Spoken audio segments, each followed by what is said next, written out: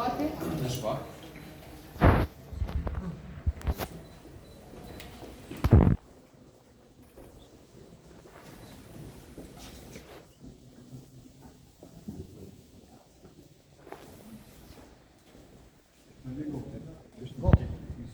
Një minut.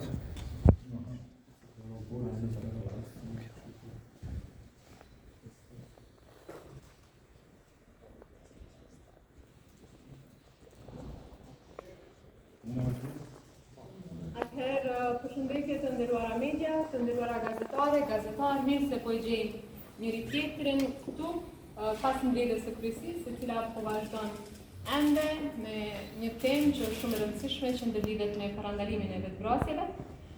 Megjithatë, për hir të konsideratës dhe respektit tuaj dhe për hir të asaj që keni edhe aktivitete tjera, dola pak më herët nga mbledhja e kryesisë, ne kemi vendosur që seanca e kuvendit të mbahet më 2 prill, pra të enjtën më 2 prill, në orën 10. Në këtë seancë do të jenë 7 projektligje për ratifikim të marrëveshjeve ndërkombëtare, fillimin e procedurave për mungesat në emërimin në Komisionin e Pavarur të Mediave, e po ashtu edhe në RTK.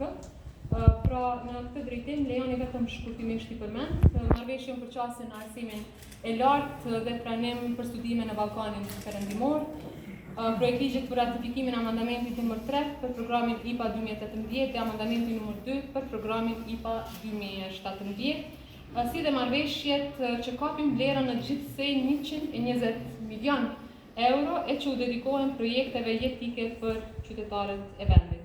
Si që përmenda, në këtë mbledhje u votuan edhe 2 komisione, pra që do të formohen në seancën e kuvendit të datës 2 prill. Pra ajo që ka të bëjë me KPM dhe Bordin e Radio-Televizionit të Kosovës. Në këtë drejtim më duhet të theksoj që për shkak të vonesave që kemi pas në konstituimin e kuvendit, tashmë janë edhe diku 33 pozita që duhet të plotësohen në të gjitha institucionet përkatësisht në 34 institucione të pavarura dhe në këtë drejtim ndërlidhen pra edhe KPM-ja, edhe RTK-ja, e sot do të merremi edhe me KPK-n, e nesër edhe me gjykatën kushtetuese, me KGK-n e kështu me radhë. Në raport me çështjen e ekspozitës, më lejoni që në emër të kryesisë së kuvendit të shprehim keqardhjen tonë për atë çfarë ka ndodhur. Na vjen shumë keq për të gjitha familjet, palët që janë prekur më së shumti dhe sidomos për qytetarët e Republikës Kosovës. Pas këtij rasti, si kryesia e kuvendit do të ndërmarrim hapa për ndryshimin e rregullores ekzistuese, me qëllim që të formojmë komisione të posaçme profesionale që vlerësojnë kërkesat e tilla, sepse rregulloria për subvencionim nuk parasheh një gjë të tillë, apo në anën tjetër, siç u përmend edhe në mbledhjen e kryesisë së kuvendit, siç bëjnë sidomos ekzekutivi, ku bëhen thirrje publike paraprakisht, e pastaj mbështeten projekte të caktuara nga ana e komisioneve profesionale. Për shembull, sa unë kam qenë ministre e drejtësisë, kështu kemi vepruar, në fillim të vitit është hapur thirrja, kanë aplikuar organizata me projekte të ndryshme dhe Ministria e Drejtësisë ka mbështetur ato projekte, përkatësisht komisionet profesionale, ato projekte që kanë vlerësuar që merren me çështje sociale dhe familjare. Pra edhe në mbledhjen e kryesisë së sotme u diskutua si një mundësi e tillë, por që pas ndryshimit që do të bërë në rregulloren ekzistuese. Dua të ritheksoj se Kuvendi i Republikës së Kosovës nuk e ka organizuar ekspozitën. Në patronatin tim, si kryetare e Kuvendit, është organizuar vetëm një ekspozitë dhe atë më 6 mars. Pra më 6 mars, në 3 ditët e epopesë së ushtrisë lirimtare të Kosovës, si kryetare e Kuvendit kam organizuar një ekspozitë së bashku me Institutin për Krimet e Luftës dhe atë ekspozitë kemi bërë në hollin e Kuvendit të Republikës së Kosovës, disa prej mediave kanë qenë atje. Dhe aty kemi ekspozuar fotografi të realizuara nga 2 fotografë shqiptarë që ndërlidhen me krimet që kanë ndodhur në Prekaz dhe fotografi pra që janë për herë të parë kanë qenë publike. Pra, pikërisht ata që sot linçojnë, ata që sot më akuzojnë, nuk ishin të pranishëm në këtë ekspozitë realizuar në Kuvendin e Republikës së Kosovës. Madje ka pasur edhe deputet Kuvendit të cilët nuk kanë qenë pranishëm, ndonse thirrja është bërë për gjë. Në ndërkohë, lidhur me ekspozitën Masakrat në Kosovë 1998-1999, vendimi për mbështetjen financiare të kësaj ekspozite është marrë në kryesinë e Kuvendit. Përveç përfaqësuesve të listës serbe, të gjithë anëtarët tjerë kanë votuar në favor të këtij vendimi. Kryesia ka vepruar mbi bazën e informacionit paraqitur në atë kohë dhe siç e kemi thënë nuk ka pasur asnjë indikacion për pasaktësi. Njëkohësisht duhet tekstuar se verifikimi të dhënave nuk bie në kompetenca të drejta të Kuvendit të Republikës së Kosovës, as Kryesisë Kuvendit. Pra duhet ta kemi të qartë që Kuvendi i Republikës së Kosovës në përputhje me mandatin e tij mbështet iniciativa të shoqërisë civile, artistëve, të organizatave që trajtojnë çështje me interes publik, përfshirë edhe kujtesën kolektive dhe dokumentimin e luftës. Kjo mbështetje nuk nënkupton ndërhyrje në përmbajtje dhe as miratim të saj nuk ka mekanizma të tillë ligjor, përmbajtja mbetet përgjegjësi e plotë e autorëve dhe organizatorëve.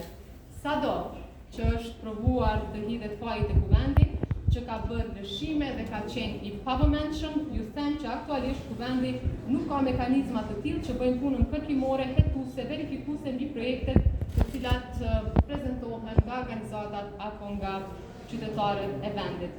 Pra, dua të theksoj se trajtimi i kaluarës son i luftës dhe i viktimave kërkon seriozitet, kërkon përgjegjësi dhe mbi të gjitha kërkon unitet. Andaj në këtë drejtim, me qeverinë e kaluar, kemi ndërmarrë shumë veprime që adresojnë krimet e luftës, krimet kundër njerëzimit dhe gjenocidin që ka ndodhur në Kosovë.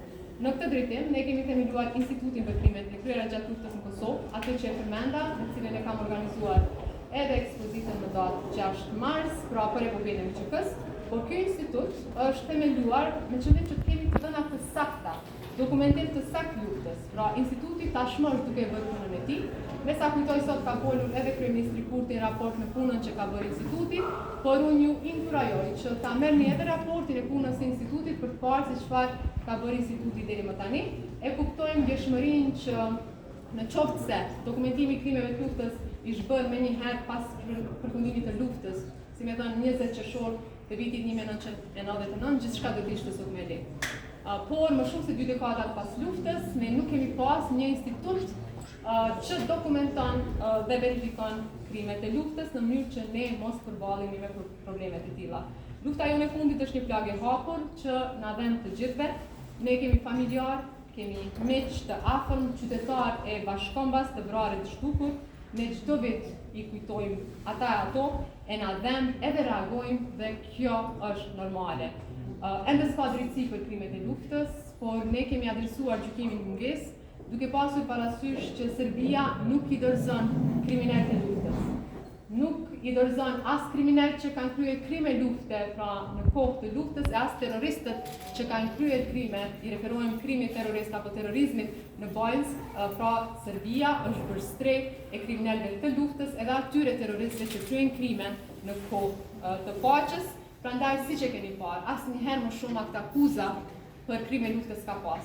E di që s'janë mjaftueshëm, e di që s'janë boll, por ne kemi shtuar kapacitetet në departamentin special, pra për krime lufte, kemi rritur numrin e policëve, kemi mundësuar siç e thash gjykimin në mungesë dhe kemi miratuar strategjinë për drejtësinë tranzicionale që adreson nevojat e viktimave. Pra, nëse flasim se çfarë kanë bërë qeveritë prej pas luftës e pas shpalljes së pavarësisë, me përgjegjësi të plotë, ju them që asnjëherë nuk ka pasur përpjekje më serioze se sa prej 2021-ën, kur edhe kemi filluar punën në këtë drejtim. Po ashtu në raport me padinë për gjenocid, por për shkak të ndjeshmërisë këtij rasti unë nuk mund të jap më shumë detaje sa i përket kësaj çështje. Unë sot lus që këtë dhimbje të madhe të vërtetës mos lejojnë të na prekin ata që në çdo dhimbje tonë provojnë të shënojnë pojena politik. Kuvendi nuk është autori i ekspozitës dhe gjitha subjektet politike në kryesi, po e theksoj, përveç listës serbe, e kanë votuar një kërkesë të tillë, që ka ardhur nga organizata Integra. Dhe për këtë do t'ju them edhe diçka pas diskutimeve që kemi pas në kryesi. E shtrohet pyetja kush nuk do ta mbështeste një kërkesë nëse ndërlidhet me masakrat në Kosovë në periudhën e luftës, pra 1998-1999. Pra atë se kanë mbështetur vetëm lista serbe në kryesinë e Kuvendit, por gjithë ne të tjerët edhe ju po të ishit në një aktivitet, në një mbledhje, në kryesi apo kudo tjetër do të bënit njësoj. Ritheksoj edhe një herë, na vjen shumë keq për atë çfarë ka ndodhur, edhe organizatorët kanë kërkuar falje dhe kanë shprehur keqardhje. Ne bëm atë që kemi ditur, atë që kemi mundur që ta adresojmë çështjen dhe po ashtu menjëherë do të ndërmerremi me ndryshimet në rregulloren për subvencionim në mënyrë që situatat të tilla të mos na ndodhin tutje. Raport me çështjen e presidentit, ndjoni që t'i referohem edhe kësaj çështje sepse shumë sot pyetje ka marrë në kabinetin tim se ku do të thirret seanca. Në seancën e 5 marsit unë kam thënë që seanca ndërpritet por jo përmbyllet. Dhe kam thënë që ajo do të hapet dhe do të thirret pra kur të plotësohen kushtet. Unë pres që të ketë kërkesa ftesa për takime nga kryetari i vetëvendosjes kryeministri Albin Kurti për subjektet politike, siç u njoftova, kryeministri Kurti sot ka bërë të qartë që do të vazhdojë me ftesat për subjektet grupet parlamentare në Kuvendin e Republikës së Kosovës, prandaj uroj që këto debate, këto diskutime, këto takime të çojnë deri tek një zgjidhje për çështjen e presidentit. Është shumë e rëndësishme që vendi të mos shkojë në zgjedhje të jashtëzakonshme, sepse kemi humbur shumë dhe kemi shumë punë për të bërë. Prandaj uroj që këto diskutime, këto takime të sjellin rezultate konkrete, por ftoj të gjitha palët që të jenë serioz në qëndrimet që i mbajnë në këto takime dhe në raport me situatën aktuale. Po e përmbyll fjalën time këtu, me thënë duke ju ftuar që të bëni pyetje, por ju lutem të keni konsideratin, sot kemi edhe një përvjetor të një masakre, unë duhet të lëviz, por po i marrim disa pyetje me radhë. Ju, pastaj ju. Një çështje procedurale sa i përket të zgjedhjes së presidentit, në fazën aktuale ku gjendet procesi për zgjedhjen e presidentit, a ka mundësi që të shtohet edhe një kandidat në rast se partitë politike arrin një marrëveshje, meqense janë edhe rreth 30 nënshkrime të disponueshme për çështjen e nënshkrimet të nevojshme për të sjellur në kuvend edhe një kandidaturë e para dhe e dyta në rast se ndonjëri nga dy kandidatët aktual largohet nga gara. Çfarë ndodh me ato 30 nënshkrime? A janë të disponueshme apo tani më në turn nuk mund të llogaritet në asnjë version? Po përpiqem që të përgjigjem shkurt në raport me situatën aktuale, çka është rëndësishme është vullneti. Rruga për të mbrirë këtë zgjidhja sapo të ka vullnet, gjindet. Në këtë drejtim, as kushtetuta, as ndonjë ligj, as rregulloria e punës kuvendit nuk parashes situata të ndalimit të tërheqjes ose të kandidatit ose të nënshkrimeve, ose çka nëse shtohet edhe një, sepse ju e dini që më së shumti 4 kandidatë mund të jenë, duke pasur parasysh numrin e deputetëve, pra që janë 120, secili nga 30. Prandaj në këtë drejtim, mendoj që në qoftë se ka vullnet, pra shumë e rëndësishme që të ketë vullnet, sepse nga njëherë po i shoh edhe qëndrimet e subjekteve politike që vendi duhet shkojë në zgjedhje. Falni, qytetarët në 28 dhjetor kanë votuar. Për çfarë arsye vendi duhet shkojë në zgjedhje? Kushdo që pret rezultat tjetër, mendoj që e ka gabim, sepse nuk kemi kohë të gjatë prej dhjetorit deri tani. Janë shumë pak muaj ndërmjet. Në vend që të gjithë të fokusohemi që ta gjejmë një zgjidhje për çështjen e presidentit, ne përballemi me situata të kërkesave të vazhdueshme për të shkuar në zgjedhje, por mendoj që këtë nuk e meritojnë qytetarët e Republikës. Për t'ju rikthyer temës, nëse ka vullnet, gjithçka është e mundshme. Por pas takimeve me grupet parlamentare, kjo do të jetë e qartë. Gjim faktikisht opozita thotë që njëkohësisht nuk duhet të shkojë vendi në zgjedhje, por ju akuzon juve dhe vendosjen si parti fituese që sillet gatshëm për kompromise. Madje thonë që po e zvarresni çështjen edhe 5 ditë pas vendimit të gjykatës duke mos dërguar ftesa për takime. Kryeministri Kurti, siç e keni parë dhe po i referohem, por falni për qëndrimet e vetëvendosjes sapo ta përfundoj zonja Ana Gaci që është brenda në takim do të flas, pra saktësisht për qëndrimet e vetëvendosjes.